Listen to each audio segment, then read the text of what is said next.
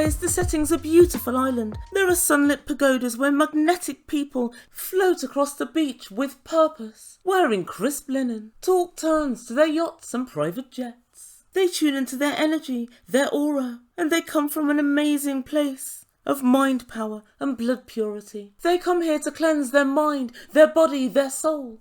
And in the midst of this life-changing experience, there's Gino and Jasmine arguing like a pair of old fishwives.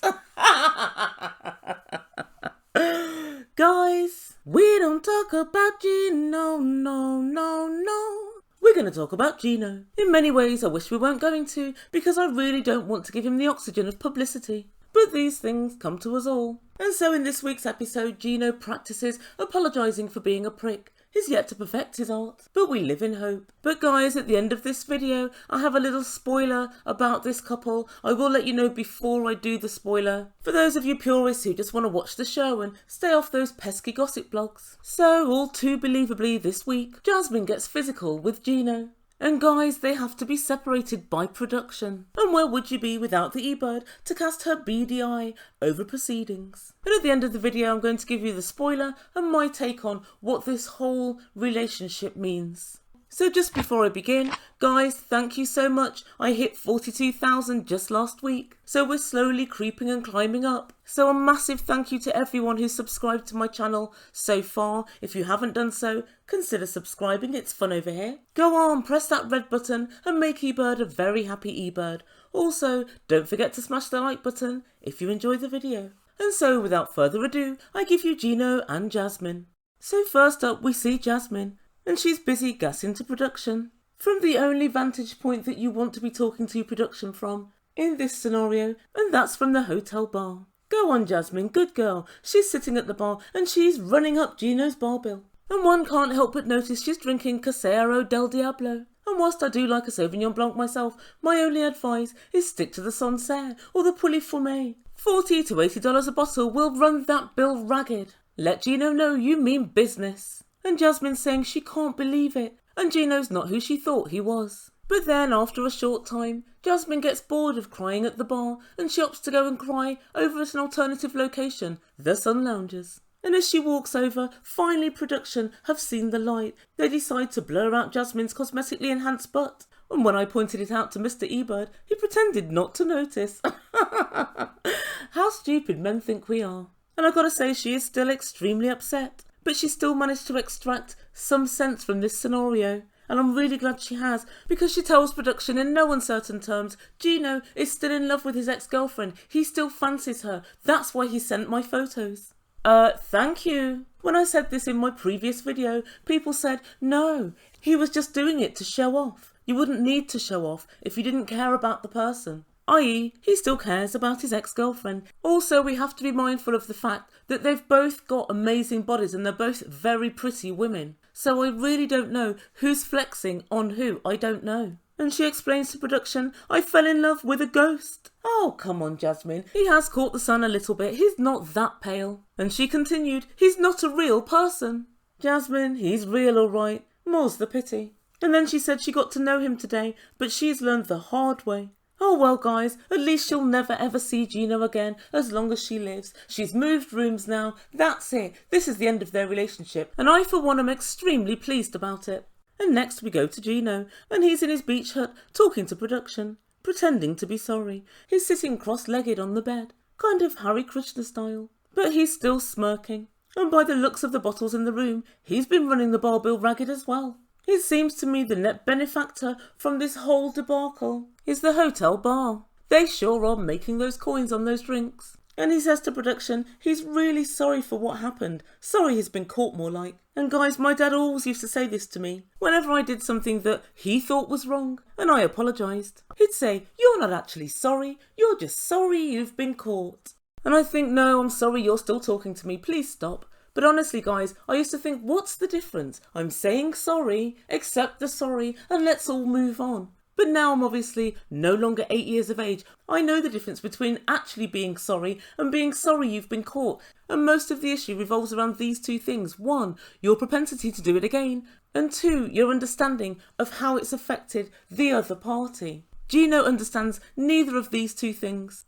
Gino really is an idiot. Go on, try and prove me wrong. I can genuinely see Gino doing this sort of thing again. Guys, how many of Gino's friends do you think have seen his various ex-girlfriends and exes in states of undress? Yep, that's what I thought. Lots and lots. The only possible way that this isn't true is if Gino doesn't have any friends, which is actually fairly possible. There is something beyond off-key about Gino.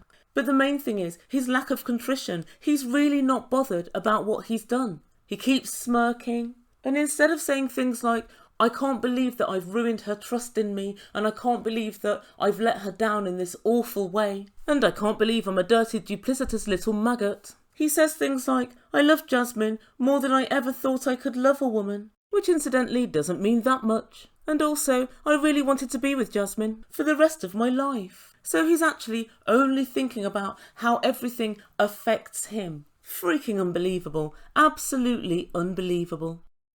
And then we go back to Jasmine again, and by this point it's nightfall. And Jasmine is still running that bar bill ragged. And she's clearly been all day drinking, because she can barely formulate her sentences now. And she decides to call her friend Linda, and she lets Linda know that Gino is still speaking to his ex-girlfriend. And she tells her he's still communicating with that worthless piece of cheap shit prostitute from the internet.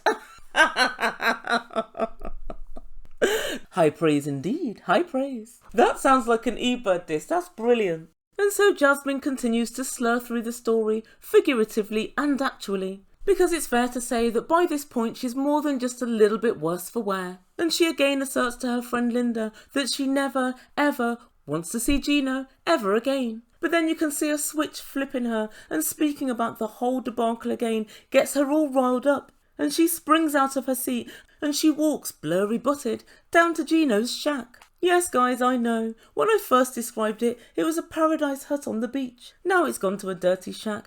It is what Gino's presence does to a place. Jasmine karate kicks the door open and bursts into the room and asks him, why did you show your ex-girlfriend my nudes? And like I said, Gino's not taking this super seriously. Again, he's got that kind of strange half grin on his face, and I suppose it is possible that he's one of those people that grins in times of trouble. Maybe that's the case. I can't quite work it out. But she said, it's illegal. I'm going to sue you. And at that he said, they weren't nudes. They were just topless pictures. And guys, she saw red. She leapt over and she snatched his cap off his head. She ran over to the door and she threw it out, where the electric toothbrush, her Christmas present, had once lain.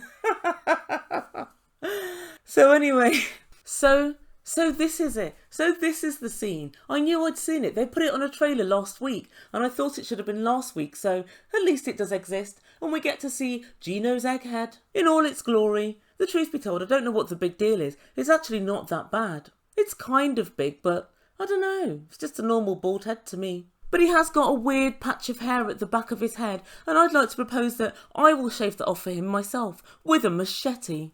And so the cap is snatched off, and without missing a beat, Gino goes over to his ever-present rucksack and pulls out another cap and pops it straight back onto his head. And I suppose some might say this is just desserts. You displayed parts of Jasmine that she didn't want people to see, and now she's displayed parts of you that you didn't want people to see. They have a bit more screaming and shouting, and at one point Jasmine actually threatened to release photos of Gino's tiny penis to the world. On behalf of the world's women, and the gay men too, no thank you. And Jasmine loses all control and she lunges at Gino. And then we see a sight which I don't think I've ever seen on this show. You see production literally get in between them and push them apart. And they say, Jasmine, you gotta leave now, you've gotta go. And out she runs into the night, once again blurry of butt. As she left, she screamed, you're a loser, you're a loser. And Gino stood there, looking every bit the loser.